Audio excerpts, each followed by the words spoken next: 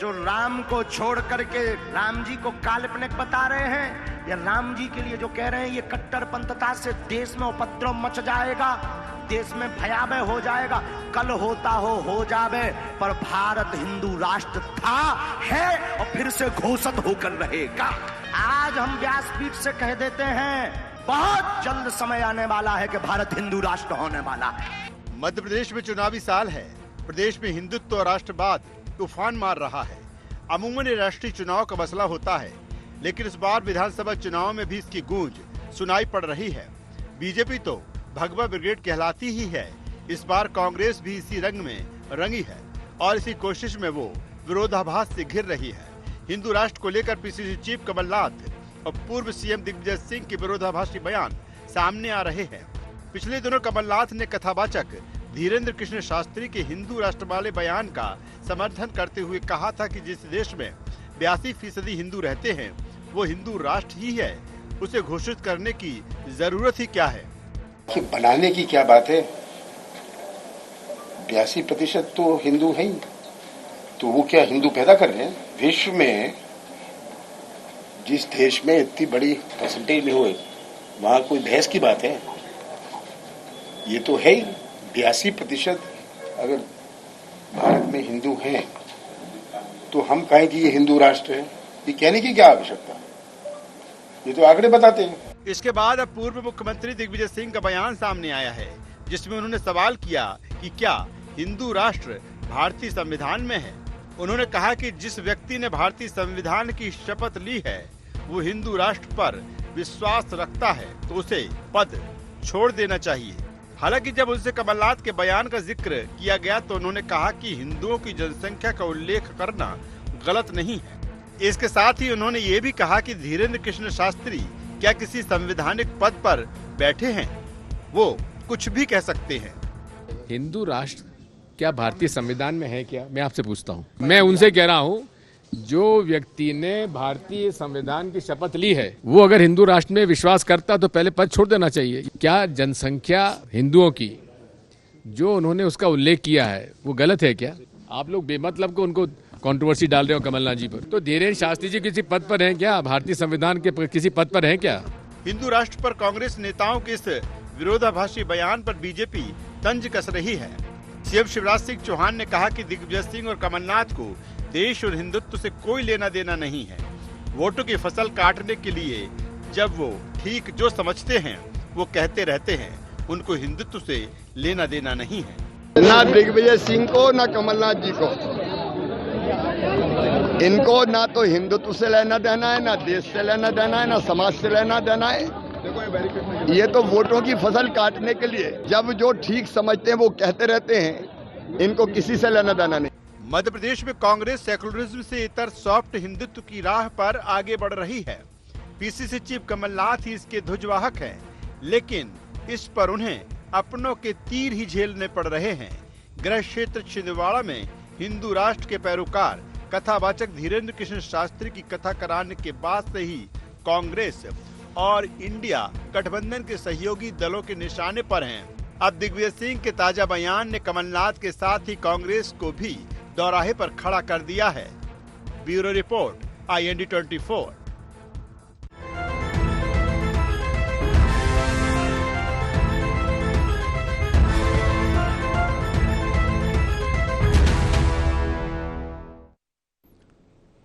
नमस्कार, IND agenda Hindu राग में आपका स्वागत है। मैं हूं आपके साथ नवीन पुरोहित। चर्चा को विस्तार देंगे, उसके पहले IND एजेंडा के मुख्य बिंदुओं की तरफ एक निगाह डालते हैं।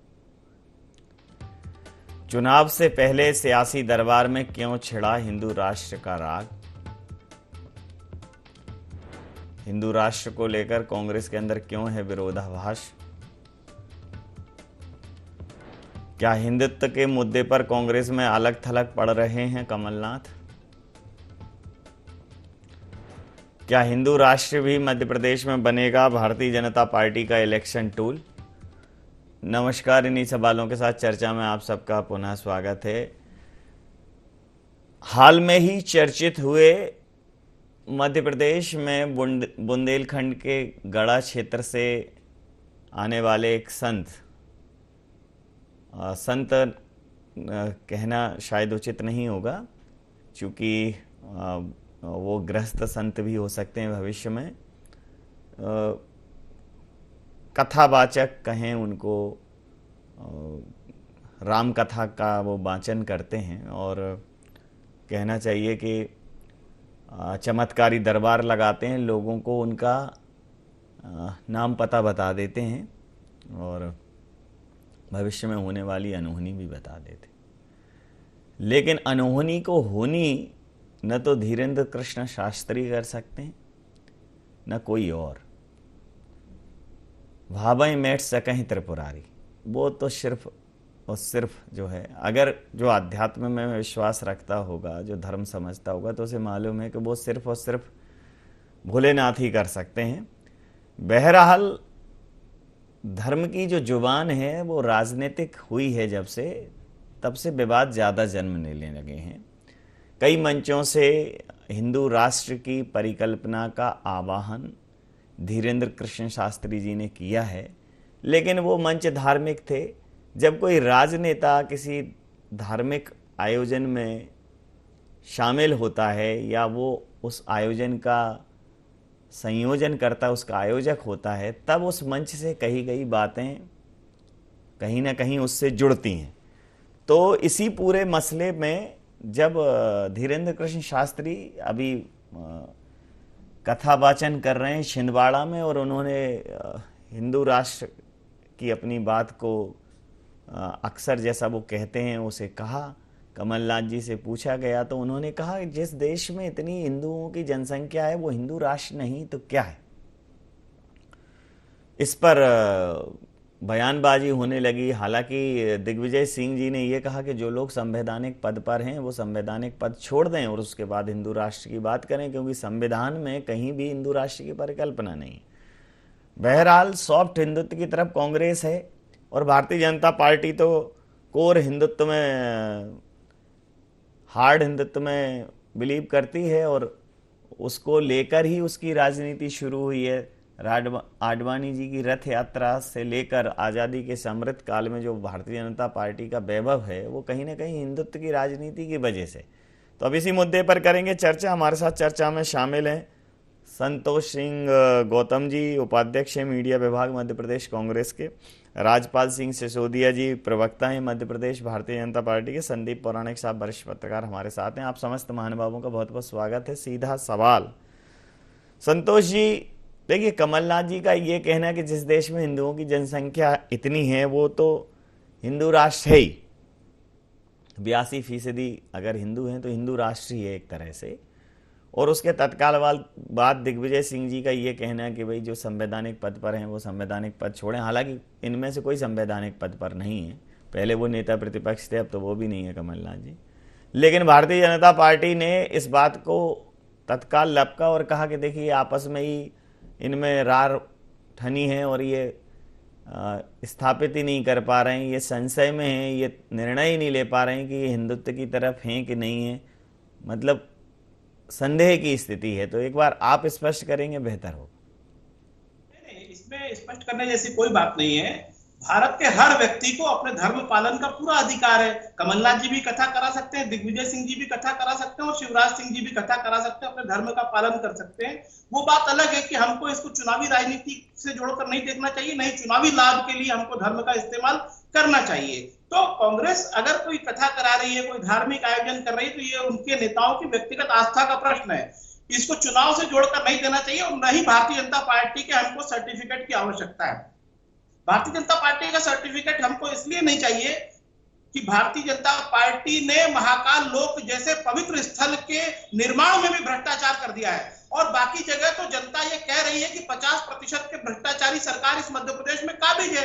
लेकिन जो महाकाल में मूर्तियां बनी, जो सप्तऋषियों की मूर्तियां थी, उसमें 80% तक का भ्रष्टाचार हुआ है। तो भ्रष्टाचार की पराकाष्ठा ये इस सरकार ने कर दी है। और 80% से लेकर 50% तक जो भ्रष्टाचार इस मध्य प्रदेश में फैला हुआ है, उसके विरुद्ध जब आवाज मध्य प्रदेश की जनता उठाने लगी, तो जिन लोगों ने आवाज उठाने की कोशिश की, उनके खिलाफ FIR इसलिए दर्ज की जा रही है कि इनके भ्रष्टाचार को दबाया जा सके, लोगों को डराया जा सके, विसल ब्लोअर्स को, या जो इन मुद्दों को उठा रहे हैं। जबकि सतपुड़ा भवन की आग ने खुद ही सिद्ध कर दिया कि सरकार मान चुकी कि हम भ्रष्टाचारी थे और इसीलिए आग लगी है वहां पर। और भ्रष्टाचार को दबाने के लिए तो आग लगाई गई ना, क्योंकि दूसरी सरकार आएगी तो फिर इसकी जांच कराएगी। और हर चुनाव के पहले, हर विधानसभा चुनाव के पहले ये आग सतपुड़ा भवन में क्यों लगती है? ये तो शीशे की तरह स्पष्ट है कि हर चुनाव के पहले सतपुड़ा भवन की आग सिद्ध कर रही है कि मध्य प्रदेश को की बर्बादी की जवाबदार, यहाँ की लूटपाट की जिम्मेदार वो भारतीय जनता पार्टी है, जिसकी बड़ी मछली सबसे ज्यादा हिस्सा खा रही है। ये बड़ी मछली कौन है?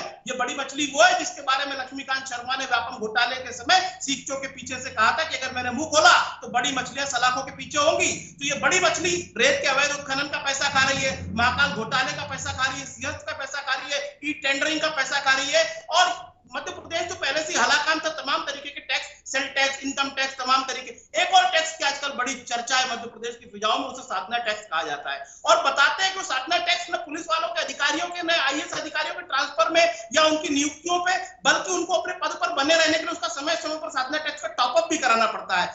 शर्मनाक है कि इतने टैक्सों से हलाकान लोगों के ऊपर एक और साधना टैक्स भी थोप दिया गया है। अब हम ये पता लगाने की कोशिश कर रहे हैं कि आखिर ये साधना टैक्स है क्या और किस साधना फंड में जा रहा है, जिसकी भी हम जांच कराएंगे सरकार आने के बाद में। तो इन सब चीजों से ध्यान बटाने के लिए हिंदुत्व नहीं, अभी तमाम तरीके के मुद्दे आएंगे। RSS इस मामले में पारंगत है, वो सामुदायिक मुद्दे लाएगी, तमाम मुद्दे लाएगी। प्रतिक्रिया ले लेता हूँ, राज्यपाल जी से प्रतिक्रिया ले लेता हूँ। राज्यपाल जी, चुनावी हिंदू और चुनावी हनुमान भक्त कमलनाथ जी हनुमान जी के साधक धीरेन्द्र शास्त्री जी की कथा कराते हैं। मैं एक प्रसंग आपकी तरफ ध्यान दिलाना चाहता हूँ। वो प्रसंग ये है कि हनुमान जी महाराज जब लंका में जाते हैं तो उनका चरित्र, उनकी बुद्धि कौशल और उनका प्रबंधन ये होता है कि रावण के ही रुई, रावण के ही कपड़ा, रावण के ही घी और रावण की ही लगाई हुई आग से वो रावण की ही लंका को जला के आ जाती है। कमलनाथ जी की बुलाई हुई भीड़, कमलनाथ जी का लगाया हुआ टेंट, कमलनाथ जी का लगाया हुआ माइक और उसके ऊपर हनुमान भक्त धीरेन्द्र शास्त्री जी जो बोलते हैं तो वो हिंदू राष्ट्र पे बोलते हैं और उसका समर्थन करने का काम कमलनाथ जी करते हैं।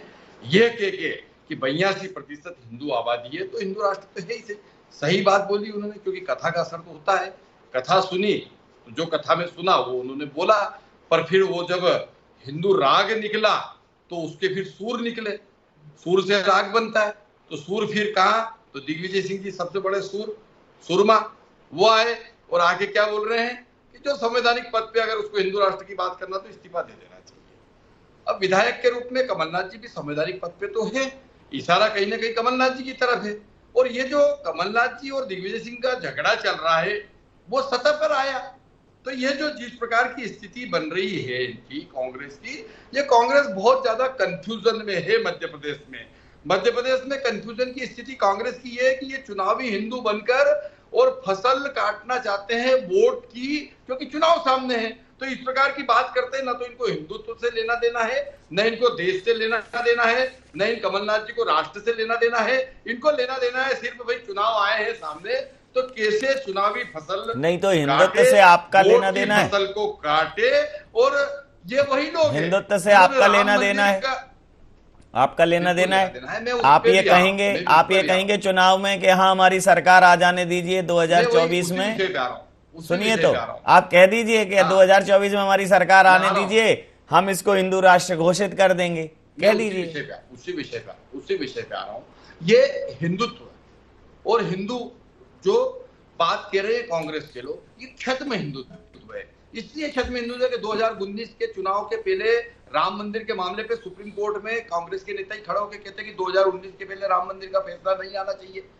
राम मंदिर का फैसला भी आया और मंदिर बनने का निर्माण कार्य भी शुरू करने का काम मोदी जी ने किया। ये वही लोग हैं जो राम सेतु के ऊपर बोलते हैं कि राम सेतु जो है नहीं है, काल्पनिक है। ये वही लोग हैं जो बहुसंख्यक वर्ग के हृदय को छलनी करने का काम करते हैं। भगवा आतंकवाद का नाम दिग्विजय सिंह जी लेके आए और हिंदू आतंकवाद किसने कहा? दिग्विजय सिंह जी। तो बहुसंख्यक वर्ग के हृदय के ऊपर छलनी कर दिया, इतने घाव दिए इन्होंने। और आज उसके ऊपर चुनाव आया तो मल्लम लगाने की बात कर रहे हैं। और हम जब इस देश के अंदर विश्व जो है कोविड जैसी महामारी से त्रस्त था, उस समय पे वैक्सीन बनाकर देश के विश्व के कई देशों को वैक्सीन देकर वसुधैव कुटुंबकम की जो हमने बात कही, यही हिंदुत्व है। चलिए, हमारे सरकार ने हिंदुत्व, अगर ये हिंदुत्व है तो ये है ना, वसुधैव कुटुंबकम, अगर हिंदुत्व एक सोच है तो है, परिवार है, ये कुटुंब है, और इस कुटुंब को दिशा में हमने काम करने का देखिए काम ये किया है। एक जब धार्मिक और सामाजिक हम ये सोच काम अलग करते बात। हैं। वैसे मैं अब आप चूंकि इसका जवाब देंगे नहीं, मैं संदीप पौराणिक साहब से जवाब लूंगा। सर, जिस प्रकार से जब संविधान बना तो निश्चित रूप से पर्सनल लॉ होना नहीं चाहिए था, वहीं से गलती शुरू हुई, क्योंकि जब संविधान में सबको अपने अपने धर्म को मानने का अधिकार है तो फिर सबका पर्सनल लॉ होना चाहिए था, और अगर नहीं है तो फिर किसी का नहीं होना चाहिए था। तो समानता का अधिकार, वहीं उस पर एक बड़ा प्रश्न चिन्ह लगा शुरुआत में। अब चूंकि बहुत ऐसी बातें हैं जो कांग्रेस ने एक बहुसंख्यक समाज के जाने अनजाने में वो विरोध में चली गई कि भाई कोई एक वकील हैं, अब वकील हैं तो वो भले ही कांग्रेस से जुड़े हों, लेकिन किसी मसले पे किसी एनजीओ के साथ किसी और विषय पे उन्होंने एक रिट पिटीशन फाइल कर दी राम सेतु के अस्तित्व को लेकर, और तमाम ऐसे विषय रहे कि धीरे धीरे भारतीय जनता पार्टी यह छवि गढ़ने में कामयाब हो गई कि जो कांग्रेस है वो बहुसंख्यक वर्ग की विरोधी है, और बहुसंख्यक वर्ग के दिमाग में ये आ गया कि बहुसंख्यक वर्ग का हित जो है भारतीय जनता पार्टी कर सकती है। जबकि अगर सीधी बात करें तो भारतीय जनता पार्टी ये एंडोर्स नहीं करेगी कि वो हिंदू राष्ट्र घोषित करेगी, वो भी संविधान की सबका साथ सबका विकास की बात करते हैं, लेकिन वो ये जरूर कहते हैं कि जो तुष्टीकरण की राजनीति में बहुसंख्यक वर्ग को अलग थलग रखा गया, अब उनके साथ वैसा नहीं होगा। तो ये भी एक बहुत बड़ी राहत है। तो बहुत कहना चाहिए दुधारी तलवार है ये विषय, कांग्रेस को बहुत सोच समझकर इस पर बोलना चाहिए। अभी दिग्विजय सिंह जी हैं, कमलनाथ जी हैं, कोई भी है, इसका नुकसान कांग्रेस को हो सकता है क्योंकि चुनावी वर्ष। क्या कहें? देखिए नवीन जी, संविधान बनाते समय देश की परिस्थितियां का अध्ययन करके ही संविधान गढ़ा गया, बनाया गया। वो परिस्थितियां अलग थी, लेकिन वक्त गुजरने के साथ स्थितियां बदली। जैसा आपने कहा, बीजेपी शुरू से बहुसंख्यक की बात करती आई है। अब ठीक है, सबका साथ सबका विकास वो बातें कर रहे हैं, लेकिन हम जनसंघ के काल से देखते हैं तो कहीं ना कहीं ये संदेश देने की कोशिश की है, जनसंघ हो या बीजेपी हो, कि वो बहुसंख्यक वर्ग की हितैषी है। कांग्रेस में कुछ नीतियां ऐसी रही, उन्होंने कहा कि अल्पसंख्यक सबसे कम लोग हैं, कमजोर लोग हैं, उनकी तरक्की के लिए हमें काम करना है। संविधान में व्यवस्थाएं की ऐसी नीतियां भी सरकारों ने बनाई। बीजेपी अपने एजेंडे पर लगातार पिछले 5 दशक से बढ़ रही है, और वो ये स्थापित करने की कोशिश करती रही है कि कांग्रेस ने एक खास वर्ग को ज्यादा महत्व दिया, तुष्टीकरण की राजनीति पर चली, और बीजेपी देश में वो स्थापित करने में सफल हुई। क्योंकि बहुसंख्यक की जब आपने बात की तो बहुसंख्यक को लगा कि नहीं, वाकई में बीजेपी जो बात कर रही है वो हमारे हित की कर रही है, और जो कांग्रेस करती रही है वो वाकई में उसने तुष्टीकरण का रास्ता चुना। लेकिन परिस्थितियां थी कि उस वर्ग को आपको संबल देना था, तो नीति आपने बनाई। आज स्थितियां नवीन जी ये है कि देश में कई इलाके ऐसे हैं जहां ध्रुवीकरण होता है, समाज में बंटवारा है, और वोट आपको बंटवारे के आधार पर मिलता है। मध्य प्रदेश की फिजा में कम से कम अभी तक इस तरह का बंटवारा नहीं है। आज जरूरत इस बात की है कांग्रेस को। बीजेपी तो का फिक्स है अपना एजेंडा, उनके काम करने का तरीका, साथ में वो बात भी करते हैं सबके विकास की। आज कांग्रेस के सामने सबसे बड़ी समस्या है कि वो अपनी लाइन स्पष्ट करे नवीन जी। अगर आप 2 धाराओं पे चलेंगे, जैसा आपने दुधारी तलवार कहा, मैं ये कहता हूं कि अगर आप 2 धाराओं पर चलेंगे तो आपके लिए ज्यादा मुश्किल आएगी। कमलनाथ जी एक तरफ मंदिर बनवाते हैं, राम कथा करते हैं, हनुमान भक्त हैं, कांग्रेस के दफ्तर में आप सुंदरकांड पाठ करते हैं, और दूसरी तरफ दिग्विजय सिंह जी जैसे सवाल उठाते हैं। वो उनकी अपनी राय है, और दिग्विजय सिंह की कम से कम देश की राजनीति में एक पहचान ये है कि वो अल्पसंख्यक के साथ खड़े नजर आते हैं। मध्य प्रदेश की राजनीति में वर्तमान दौर में अगर यही रहा तो मुझे लगता है कि दिग्विजय सिंह के सवालों का जवाब या उनके जवाबों पर सवाल उठेंगे और कमलनाथ जी जो कर रहे हैं वो कितना आगे बढ़ पाएंगे, या द्वंद्व छिड़ जाएगा दोनों में, या पार्टी मुसीबत में खड़ी हो जाएगी, ये आने वाला वक्त बताएगा मुझे लगता है। संतोष जी, इस प्रकार की कोई आशंका है जैसा आदरणीय सर ने कहा है? मैं ये कह रहा हूँ कि उन्होंने जो भी कहा है उससे मैं सहमत नहीं हूँ कि इस प्रकार से कोई दिग्विजय सिंह जी या कमलनाथ जी के बीच में कोई बात है या विरोधाभास है। मैं निश्चित रूप से कमलनाथ जी की बात का दिग्विजय सिंह जी ने समर्थन किया कि कमलनाथ जी ने जिस संदर्भ में कहा था, उन्होंने कहा कि हिंदुओं की जनसंख्या 82% है, तो इसको अलग से कोई घोषित करने की आवश्यकता नहीं है। मैं कहता हूं कि कांग्रेस का तो स्पष्ट स्टैंड है कि हम संविधान के अनुसार इस देश को चलाएंगे और संविधान के अनुसार यह देश धर्मनिरपेक्ष है। कंफ्यूजन तो भारतीय जनता पार्टी के भीतर है कि भारतीय जनता पार्टी हम पर आरोप लगाती है कि हम जो है इस प्रकार की हिंदू राष्ट्र की बातें नहीं करते। अरे आप बातें करते तो आपके शीर्ष नेता ने, नरेंद्र मोदी ने, अमित शाह ने, किसी ने बोला कि हम हिंदू राष्ट्र बना देंगे? 2 टर्म से आपकी सरकार है, 2014 में, 2019 में केंद्र में। क्या हिंदू राष्ट्र को लेकर उन्होंने कोई पहल की क्या? तो भारतीय जनता पार्टी अधिकांश बहुसंख्यक जनसंख्या को अपने पक्ष में लुभाने के लिए ऐसे जुमले उछालते रहती है हिंदू राष्ट्र के। हिंदू राष्ट्र बनाना उसका मकसद नहीं है। कारण है कि उनको पता है कि ये संविधान को बदल नहीं सकते, क्योंकि संविधान को बदलना इतना आसान नहीं है। और संविधान को यदि उन्होंने बदलने की कोशिश की, मैं समझता हूं कि इस देश के जो बुनियादी मूल्य उन पर भी आंच आएगी। यहाँ पर हर व्यक्ति को जीने का अधिकार है। महात्मा गांधी से लेकर जवाहरलाल नेहरू से लेकर सरदार पटेल तक हर व्यक्ति की मौजूदगी में जब संविधान बाबा साहब अम्बेडकर ने बनाया तो वो धर्मनिरपेक्ष संविधान बनाया, पंथ निरपेक्ष संविधान बनाया। तो उस पंथ निरपेक्षता के अंतर्गत हमें जो है हर व्यक्ति को सुरक्षा देनी है, उसका सम्मान रखना है और प्रत्येक धर्म के व्यक्ति को उसका जीवन जीने का पूरा हक है। लेकिन भारतीय जनता पार्टी ऐसा साफ नहीं कह सकती, तो ये उसकी मजबूरी है। लेकिन वोटों की राजनीति के तहत रिझाने के लिए हिंदू राष्ट्र उसको करते रहना है। अभी मेरे साथ एक भारतीय जनता पार्टी के प्रवक्ता पुरानी डिबेट में थे, उन्होंने कहा कि अखंड राष्ट्र के विषय में आपका क्या सोचना है? मैंने कहा मेरा क्या सोचना है वो आप छोड़िए, आपकी क्या परिकल्पना है आप बताइए। आपका कोई रोड मैप है अखंड राष्ट्र को लेके या अखंड भारत को लेके? क्या पाकिस्तान को फिर से मिला लोगे, बांग्लादेश को फिर से मिला लोगे, बर्मा को फिर से मिला लोगे, श्रीलंका को फिर से? केवल इनको बातें करनी है। चीन ने अरुणाचल में आके बस्तियां बसा ली हैं, वहां से ये बस्तियां खाली नहीं करवा पा रहे चीन से, लेकिन इनको बातें तमाम करनी है, बड़ी बड़ी बातें, गाल बजाना है, इनको करना कुछ नहीं है। पूछ लेता हूं, ये सिर्फ सिसोदिया साहब, ये गाल बजाने वाली बात है क्या? संविधान में गाल बजाएंगे की बात नहीं, हिंदू राष्ट्र संविधान में पंथ सुनिए तो की बात मेरे मित्र कर रहे हैं। सुन लीजिए संतोष जी। संविधान में पंथ निरपेक्षता की बात कर रहे थे अभी मेरे मित्र संतोष सिंह।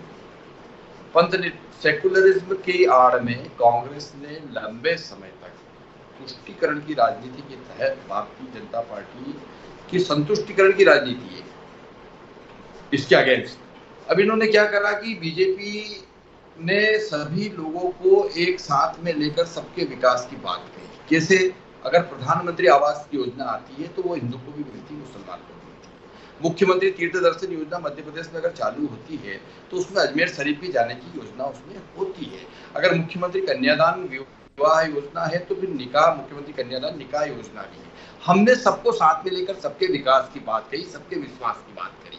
पर इसके उलट कांग्रेस ने क्या किया, लंबे समय तक एक वोट बैंक को डरा के और पुचकार के अपना वोट बैंक के रूप में उपयोग करते हुए उनका जीवन स्तर लगातार गिराने का काम किया। उन्होंने तुष्टिकरण किया। हमने समाज के सब वर्गों को उनका जीवन स्तर ऊंचा उठाकर संतुष्टिकरण करने का काम किया। तो ये बात संवैधानिक व्यवस्था के अंदर तुष्टिकरण के अगेंस्ट में संतुष्टिकरण की बात है। जब हम आज समाज के सभी वर्गों को संतुष्ट करने की स्थिति में आए तो फिर इनका वोट बैंक जब इनके हाथ से जाता हुआ दिख रहा है तो इस प्रकार की बौखलाहट देखने को कांग्रेस में मिल रही है। कांग्रेस कंफ्यूज है। कांग्रेस के नेता परस्पर विरोधाभासी बयानों में उलझे हुए हैं और कांग्रेस के इस परस्पर विरोधाभासी बयानों के चक्कर में कांग्रेस का जो नीचे स्तर तक का कार्यकर्ता उसे समझ में नहीं आ रहा है कि उसे करना क्या है, जी बोलना क्या है। लास्ट एक मिनट आप दोनों के लिए जी कुछ कहना चाह रहे हैं संतोष जी?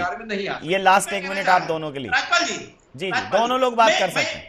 बिल्कुल बिल्कुल, मैं ये कहना चाह रहा हूं कि राज्यपाल जी ने भी तमाम सारी बातें की, लेकिन उन्होंने ये नहीं बताया कि हिंदू राष्ट्र बनाने के ऊपर मोदी जी और शाह जी का क्या स्टैंड है।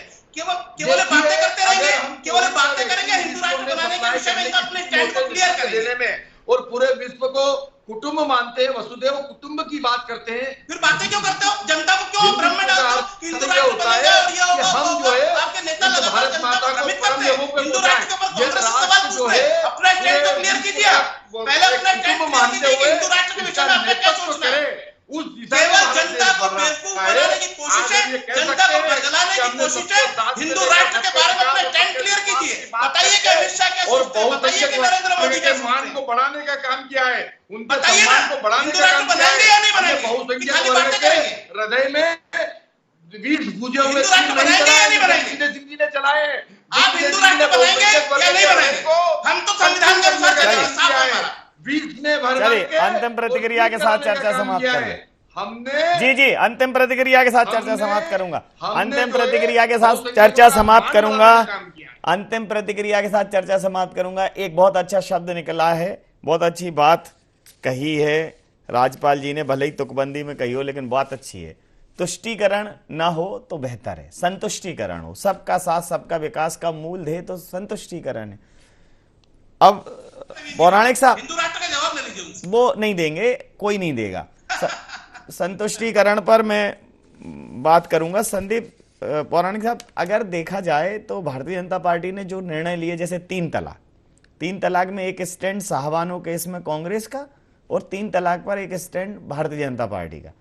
3 तलाक एक ऐसा विषय था जिससे कहीं ना कहीं अल्पसंख्यक समुदाय की महिलाओं को बहुत परेशानी थी। मतलब 3 बार बोला तलाक और संबंध विच्छेद हो गया, कोई सिक्योरिटी नहीं, कोई सिक्योरिटी नहीं।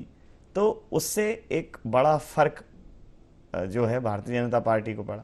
फिर एक 370, 34।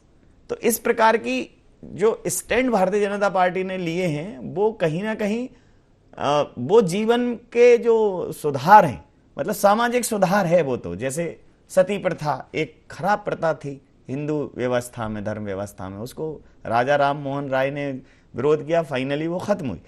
तो ऐसे ही 3 तलाक भी एक सामाजिक कुरीति है। तो कांग्रेस को ये समझना पड़ेगा कि ये चीजें जब तुलनात्मक रूप से आएंगी तो तुष्टीकरण भी नहीं हो पाएगा और संतुष्टीकरण भी नहीं हो पाएगा। क्या कहें?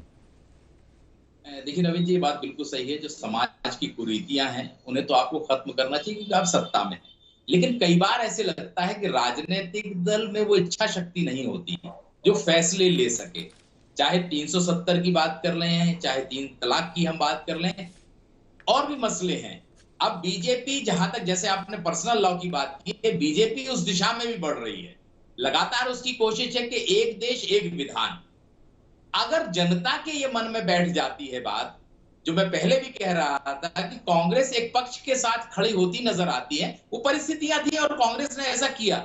बीजेपी समाज में यह स्थापित करने में सफल हुई है कि कांग्रेस की मंशा एक खास वर्ग को संतुष्ट करने की है और हमारे जो फैसले हैं वो देश के हित में है। देखिए राजनीति में परसेप्शन बड़ा खेल होता है। बिल्कुल ठीक बात है। मुझे लगता है कि बीजेपी इसमें सफल हुई है अभी तक। बिल्कुल ठीक कहा आपने, परसेप्शन का बड़ा रोल है। समय सीमा के चलते मैं ये चर्चा यहाँ समाप्त करूंगा। आप समस्त महानुभावों का बहुत बहुत धन्यवाद, बहुत बहुत आभार। तो पॉलिटिक्स में परसेप्शन बहुत महत्वपूर्ण है और परसेप्शन ये बनाया है भारतीय जनता पार्टी ने कि वो तुष्टीकरण की नहीं, संतुष्टीकरण की राजनीति कर रही है। उसकी जो योजनाएं हैं वो सामाजिक सुधारों की तरफ हैं। फिर चाहे प्रधानमंत्री गृह योजना हो, आवास योजना हो, उसमें सबको आवास मिलते हैं, या जितनी भी अन्य योजनाएं हैं। और कुछ ऐसी सामाजिक कुरीतियों पर भी भारतीय जनता पार्टी ने स्ट्राइक की है जिससे संबंधित समुदाय का एक वर्ग विशेष परेशान था। तो तुष्टीकरण और संतुष्टीकरण, अब इसके बीच में एक बहुत ही महीन लाइन है। ये कांग्रेस को भी समझना पड़ेगा कि ये जो परसेप्शन है तुष्टीकरण का, अगर उसको बनाने में, उसको एस्टेब्लिश करने में भारतीय जनता पार्टी अगर कामयाब हो जाती है तो 23 और 24 के चुनावों में इसका बहुत फर्क पड़ेगा। IND एजेंडा में नहीं, अब बन रही IND 24 के साथ और देखते रहिए IND 24। नमस्कार।